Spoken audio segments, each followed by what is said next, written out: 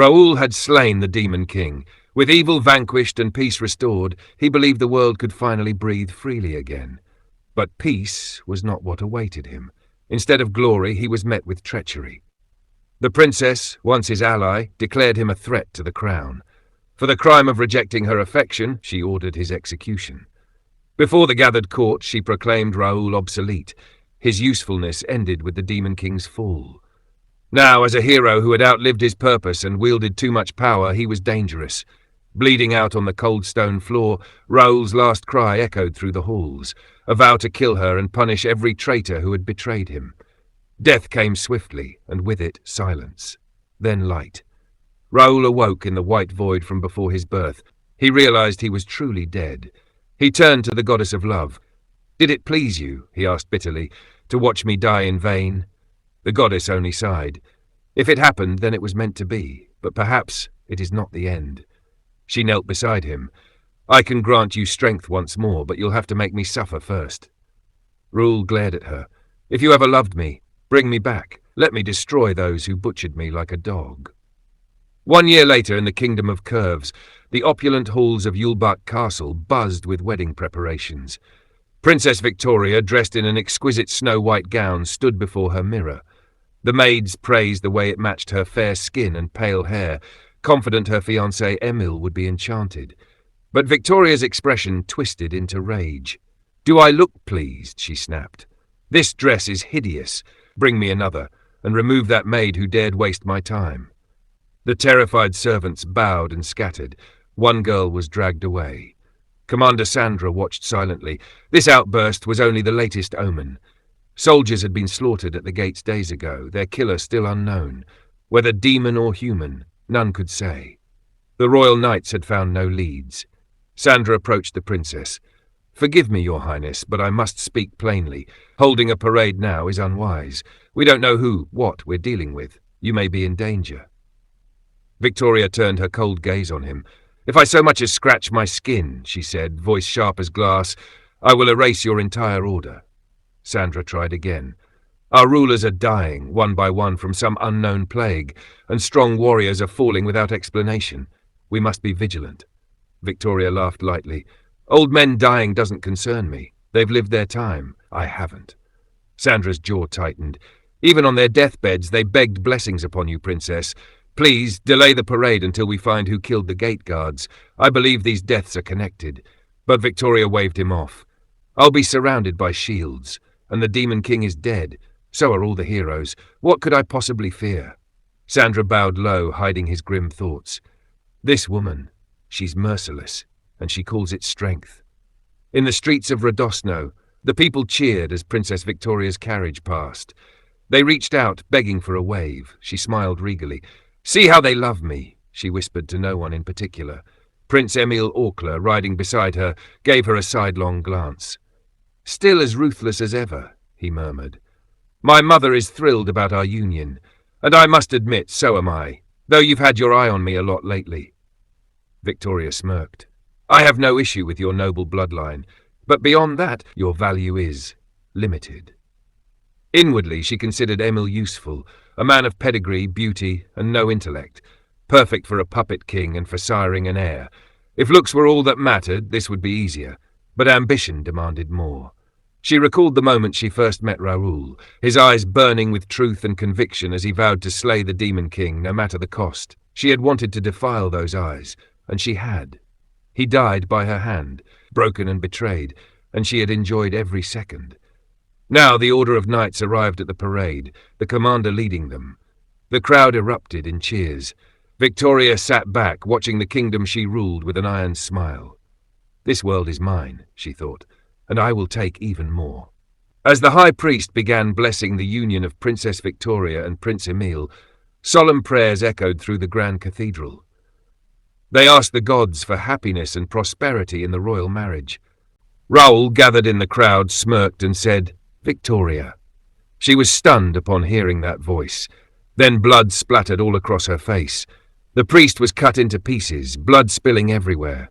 Panic erupted among the crowd as he removed the cloak. Victoria was baffled. Then, as if pulled by fate, Raoul stepped forward and locked eyes with Victoria. "It's been a long time," he said coldly. "How have you been, Princess?" Victoria froze. You're supposed to be dead." Raoul smiled faintly. "I was, but I returned, for one reason only, to destroy you." He remembered well the strange encounter in the void between life and death. There he had met her, the goddess of love, a radiant, sorrowful being who claimed to care deeply for him. Yet in life she had done nothing to stop his betrayal. In death she only offered riddles and obsession. She had begged him to scold her, to hate her, for that, she said, was love. Perhaps, he thought, because she was the goddess of love, she clung to him blindly, no matter how broken he became. Raoul narrowed his eyes. Useful, he thought. This deluded goddess might still serve his purpose. Then give me my power. Let me return. "But you are not yet purified," she protested. "A soul tainted by vengeance cannot return to the world of the living." "I don't care about the rules of your kind," Raoul snapped. "If you truly love me, prove it." "If I break divine law," she whispered, "I could lose everything, even my place among the gods." "Then lose it," Raoul said, "just like I lost everything because of them." The goddess hesitated, then pleaded, "Stay with me here in paradise. I'll give you eternal peace." Raoul laughed bitterly. "Peace? My only joy now will come from watching them suffer. If I'm the savior, then I'll grant salvation by purging this rotten world in blood." Even then, she looked at him with awe. "Even if you fall into darkness, you'll still be beautiful to me." She's insane, Raoul thought. A twisted, obsessed deity. But if madness was the price of his return, so be it. The goddess nodded at last. "Your happiness is my own. Even if it means our parting brings me pain, I send you forth, Raoul, with my blessing." She raised her hand, divine light surging around her. "Then go, Raoul. A new legend begins. Be the hero the world deserves, though it may fear you." As the light consumed him, Raoul's voice echoed into the void. "It's time to cleanse this damned world." As he approached the palace gates, the guards stopped him. "This area is off limits," one of them said. "The princess is getting married." A smirk tugged at Raoul's lips. "A wedding, huh? How quaint." In the present moment, that same smirk sent a shiver down Victoria's spine. Panic flickered in her eyes as she hissed, "Filthy blood!" Raoul chuckled coldly. "So, other people's lives are filth to you now?" Sandler stepped forward, shielding Victoria with his blade drawn. "This creature must be a demon imitating the hero's face. He even murdered a messenger of God." Raoul turned to the priests with visible disgust. "These? Messengers of God? Don't make me laugh." He exposed the church's corruption, recounting the wicked deeds committed under the guise of holiness. Victoria's voice trembled with fury. "Show us your real form, monster." Raoul's eyes narrowed. "This is my true form." "Liar!" she screamed. "You should be dead." Raoul stepped closer, gripping her by the hair and pulling her face toward his. "Then take a good look," he growled. "See for yourself." Seen. Sandler stepped in front of Victoria, sword raised, but before he could act, 5 knights behind him collapsed, heads severed cleanly by unseen magic. The crowd gasped, frozen in terror. Then came the panic. Screams erupted as people shoved and trampled over each other in their desperate attempt to flee. Raoul watched the chaos with a twisted amusement. "Don't run. Stay and watch," he said, voice laced with mockery. "This is a rare performance, and the star is your beloved princess." Someone from the crowd cried out, "Are you going to kill us too?" Raoul only laughed. "Silence." Victoria's voice cut through the panic. "You are my people. What are you afraid of?" She turned to Raoul defiantly. "I don't fear this monster pretending to be a hero." Raoul exhaled, almost disappointed. "I told you, I'm no monster. I've been reborn, Victoria. Accept it." She glared at him, then barked an order. "Sandler, kill him!" But Sandler's body wouldn't move. Raoul's magic had frozen him in place. Panic flickered in the knight's eyes. "Cut off your leg if you must," she hissed. "Just save me." Raoul tilted his head and sneered. "You can't even move, Sandler. What can you possibly do now?" He turned to Emil. "Come now, show us your devotion." I can't move," Emil cried in terror. "Help me, someone, please." "Quit screaming," Victoria snapped. "You're embarrassing me." Raoul chuckled. "Seems like the prince has a mommy complex. How charming." The crowd stood frozen as Raoul's magic seized the stage. Everyone's in place. The actors are ready. "But tell me, princess, why no white dress? Blood looks so much more dramatic on white." Without warning, he seized her dress and tore it down the front. The fabric shredded under his grip, falling to the ground. Gasps echoed through the onlookers. Eyes widened. Victoria stood, trembling but defiant, baring her body to the crowd, her glare sharp as blades. "What are you going to do to me?" she spat. Raoul smirked. "Didn't you always say you wanted children?" Her face went pale. "You dare lay a hand on me?" she whispered, voice shaking. You're nothing. A low-born filth. If you touch me, I'll make your life hell." Then, astonishingly, she composed herself. "Apologize now, Raoul," she said coldly, "and I might forgive you." Sandler, still trembling, forced out, "Fight him honorably, like a man." Raoul glanced back, eyes glinting. "Honorably?" he scoffed. "Is that how you captured me last time?" Before the Demon King's fall, Raoul had only one dream: peace. In his quiet village, he trained tirelessly to defeat the Demon King, and the people stood by him like family. Men, women, and even children lent their support, believing in him.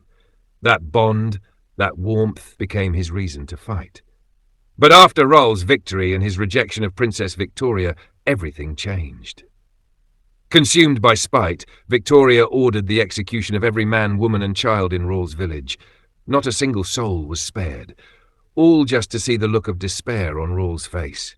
When Raoul returned home, he was met with silence. Lifeless bodies lay scattered across the place that once overflowed with laughter and love. His heart stopped. The warmth he once knew was gone, cold and stained in blood. Then came the voice of a stranger. A man emerged from the shadows, flanked by guards. "Seize him." "It wasn't my fault," Sandra said, her tone stiff. "I was only following the princess's orders. The destruction of your village was a tribute, a necessity." Sandra's voice grew louder, defensive. "Those villagers were meaningless. Just like our soldiers, they were ready to die for her. Their lives meant nothing to the crown." Then she fell silent, startled. Her voice had echoed across the courtyard. Raoul smiled coldly. "I amplified your words with magic. Thank you, Sandra. You've just exposed the truth I needed the world to hear." Gasps rippled through the gathered crowd. "Could this really be Princess Victoria's doing?" someone whispered. "She killed the hero's village?" another murmured. Victoria's face turned red with rage. "Sandra!" she screamed. Raoul chuckled darkly. "Let's have a bit more fun, shall we?" He cast a subtle spell, taking control of Sandra's hand. Before anyone could react, it struck Victoria across the face with a sharp crack. "You hit my beautiful face?" Victoria shrieked, clutching her cheek. Sandra trembled. I can't control my body." Again, Raoul forced Sandra's hand to strike. Then again and again. With each blow, the princess's face bruised and swelled. "Not so beautiful anymore, is it?" Raoul mocked. "But don't worry, your true punishment hasn't begun." He stepped closer, eyes shadowed with pain and fury. "You'll answer for my sister." He remembered the moment before he left for the war. His sister, pregnant and glowing, had smiled and laughed off his concerns. She told him not to worry, that she'd be fine, that the saint and the church would protect her. She said she was more worried about him. She promised to pray for him every day until he returned. But when Raoul was betrayed and captured, dragged before Victoria like a criminal, all he could do was ask, "What was my crime?" Victoria's answer cut deep. "Your crime is existing." She told him she only needed a hero to defeat the Demon King. And now that the war was over, he was nothing but trash. When he demanded to know why his village burned, she simply said, "Because you made me do it." She even offered him salvation, if he submitted to her. He spat at the offer. "I despise the look in your eyes." Then she ordered Sandra to take him to the church. What Raoul saw there would haunt him forever, his sister's lifeless body laid out like a sacrificial offering. Now in the present, Raoul summoned a powerful magic circle. Energy crackled around him as he cast the spell. Victoria staggered, screaming. Her stomach twisted in agony. Blood spilled from her lips. Raoul watched without pity. "This pain is nothing compared to what you've done. Killing you quickly would be mercy. I'm not here to be merciful." Her screams grew louder. "If you keep shouting," he warned, "you'll bleed out. But I won't let that happen, yet. I want you awake." Victoria trembled. "This is impossible. You are mine. You are my tool." Raoul crouched beside her. "I'm only giving you what you gave me. Retribution." He turned to the knights. "Don't think you're safe. Your day will come. Every one of you will face what you deserve." Then he looked to the crowd and raised his voice. "The performance ends here." Victoria roared, "Kill him! Kill Roll now, or face my wrath." The knights obeyed. Swords pierced Roll's body from every direction. Blood dripped from his lips. Victoria laughed in triumph. "Now die and repent." But Roll just looked up and smiled. "Did you forget?" he said. "I'm the hero. I don't die that easily." He ripped the swords from his body, one by one. "You'll see me again, when your face is beautiful enough for the final act." With that, he turned and began to walk away. But then he stopped, facing her one last time. "Oh, and congratulations on your wedding." He looked at the crowd. "Tell me, doesn't she look lovely?" Then he bowed deeply. "Bless Her Highness, the princess." Later, Raoul arrived at the ruins of the old church. He stood in silence, holding a small bouquet of wildflowers. Gently, he placed them at the spot where his sister had been slain. His voice was soft, almost breaking. "I should have come back sooner." Then, without hesitation, he raised his hand and cast a spell. Flames erupted from the ground, consuming the church in a roaring blaze. The fire reflected in his eyes, rage, grief, and resolve. As the structure crackled and crumbled, Raoul suddenly froze. A faint silhouette appeared in the flames. It was her, his sister.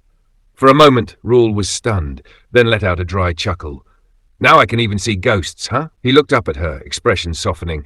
"The people are starting to question Victoria. Some are too scared to speak, others are already whispering rebellion. Even though they're hunting me, fear is beginning to choke them." He glanced at the burning rubble. "No magic can fix what's been done. They've sealed the capital with a barrier. No one gets in or out, not even a rat." He smiled bitterly. "Oh, and that priest, the one who sold you out, Gustav. He's dead." He told her how Gustav had lived like royalty, lounging in his golden mansion while stealing from the poor. How he'd squealed in disbelief when Raoul showed up alive at his door. "I revealed every dirty secret he had," Raoul said. "He begged, promised me gold, women, even influence, thought he could buy his life." He scoffed. "So I gave him the same water torture he loved using on others. Let him drown slowly in his own fear." His voice turned cold. "There's no forgiveness anymore. Not for them, not after what they did to you, to all of us." Raoul took one last look at the ghostly image of his sister. He said, "I'll finish this." He turned away, the fire roaring behind him. "The second act of this comedy begins now." Back in the castle, she glared at Sandra, the knight who had failed her. "You pathetic wretch," Victoria spat. "Why didn't you cut off your legs to protect me?" She grabbed a whip from beside her and struck Sandra. "Useless!" Sandra whimpered, trying to speak, but Victoria screamed over her. "Silence! Silence! Silence!" Each word was punctuated by another lash. Her breaths came in ragged gasps. "I can't leave the castle. I can't kill. I can't do anything. It's like I'm cursed." Finally, panting from rage and exhaustion, she ordered coldly, "Continue torturing her until she can no longer scream." She turned to her soldiers, eyes burning with madness. "Find the hero, kill him the moment you see him, and bring me his head."